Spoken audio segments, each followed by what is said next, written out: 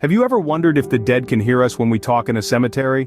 It's a question that has sparked curiosity and intrigue for centuries. Across the globe, a multitude of cultural beliefs and superstitions center around this very idea. Some cultures whisper secrets to the departed, convinced they are listening, while others fear speaking aloud in a cemetery, wary of awakening spirits.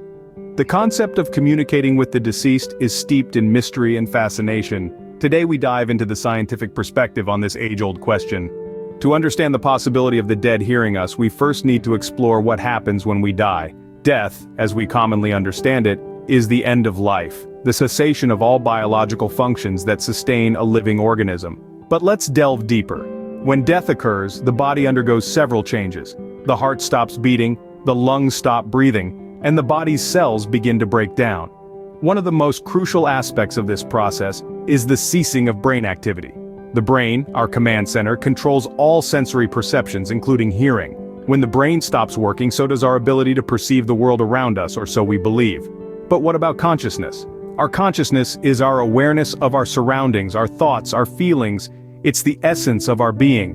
While the brain is the physical hub of our consciousness, does consciousness cease to exist when the brain does?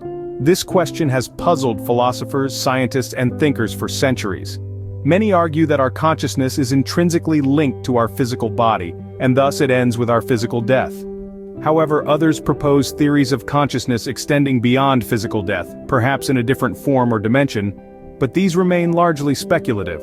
Let's consider the first perspective, the one that's grounded in our current understanding of biology and neuroscience. If our consciousness, including our ability to perceive sound, is tied to the brain, then, as the brain ceases to function at death, so would our ability to hear or perceive anything. Then again, if we consider the latter perspective, the possibility of consciousness existing beyond physical death, things get a lot murkier. Could the dead in this altered state of consciousness perceive us in ways we can't comprehend? Could they hear us? So if the brain stops working after death, can the dead really hear us? The answer, like many things in life, is not black and white. As we delve deeper into this topic, we'll explore the science of sound, paranormal claims, and the limitations of human perception. Stay tuned for a thought-provoking journey into the unknown. Before we continue, let's delve into the science of sound and hearing. Sound, as we know it, is a type of energy made by vibrations. When an object moves back and forth rapidly, it creates waves in the surrounding air. These waves are what we call sound waves. They travel through the air, much like how ripples spread across the water after you toss a pebble into a pond. But how does our brain take these waves and turn them into the sounds we hear? That's where our ears come in. The outer part of our ear, known as the pinna, catches these sound waves and funnels them into our ear canal. From there they strike our eardrum, a thin piece of tissue that vibrates in response.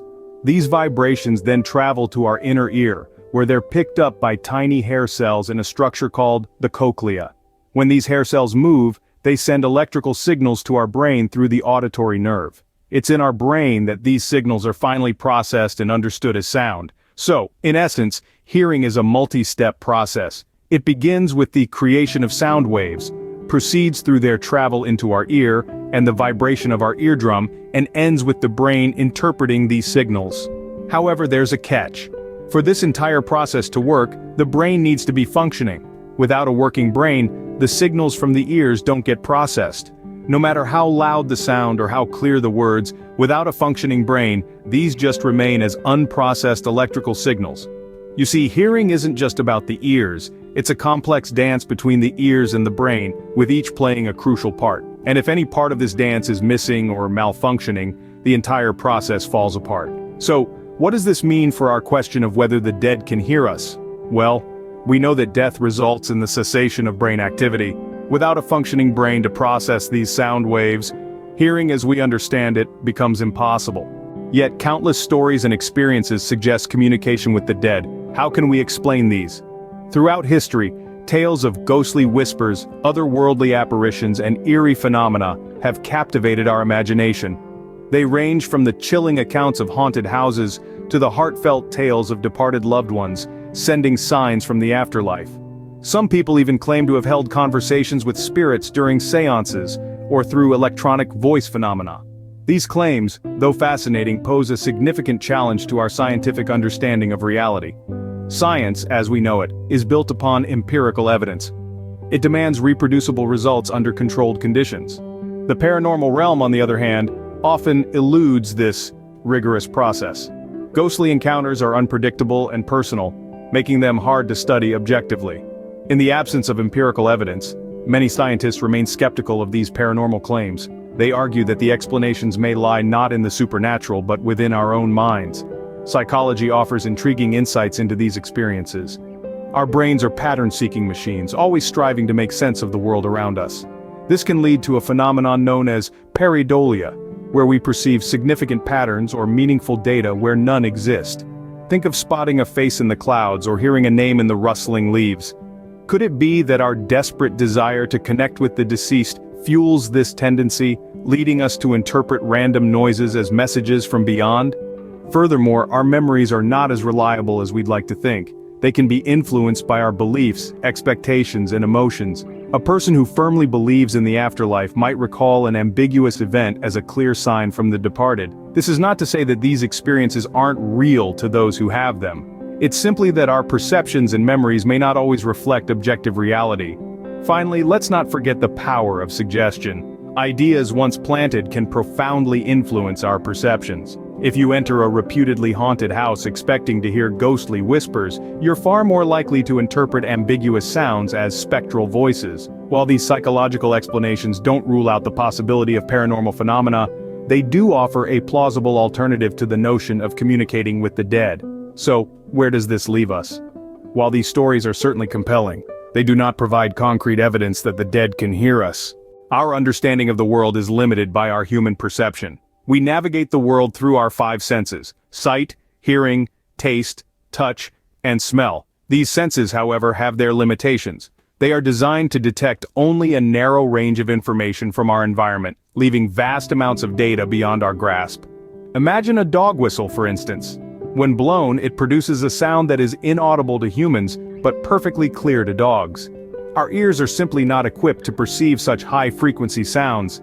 Similarly, our eyes can only perceive a tiny fraction of the electromagnetic spectrum, which is why we can't see ultraviolet or infrared light without the aid of special equipment. Our perception of death and the afterlife is similarly constrained. We can't see, hear, or touch what lies beyond the veil of death. It's a realm that's inaccessible to our senses and therefore largely unknown to us. We can speculate, hypothesize, even claim to have glimpsed it through near-death experiences or spiritual encounters. But in the end, these are just personal interpretations of experiences that are beyond our comprehension. Our human perception also limits our understanding of time. We perceive time as linear, past, present, and future. But what if time isn't linear? What if it's more like a vast ocean where past, present, and future coexist? If that's the case, then our linear perception of time could be a barrier preventing us from fully understanding death and the afterlife. Finally, there's the issue of cognitive bias. Our brains are wired to see patterns and make connections, even when there are none. This can lead us to see faces in clouds or hear voices in static phenomena, known as pareidolia. It's possible that our desire to communicate with the departed could cause us to perceive signals that aren't really there. So, while we may want to believe that our departed loved ones can hear us, science suggests otherwise. As we can see, this is a complex topic, deeply intertwined with our views on life, death, and the afterlife. The nature of death is a question that has puzzled humanity since the dawn of consciousness. Our scientific understanding of sound and how it travels suggests that the physical act of hearing as we know it ceases with death. However, our exploration of the paranormal world and human perception has shown us that there are phenomena we don't fully comprehend yet. The question of whether the dead can hear us in a cemetery is not a simple yes or no query. It's a labyrinth of scientific skepticism, emotional comfort, and the mysteries of the unknown. It's a topic that challenges the limits of our understanding and perhaps even our very perception of reality. While science may not support the idea of the dead hearing us, it does not diminish the comfort and connection many of us find in speaking to our departed loved ones.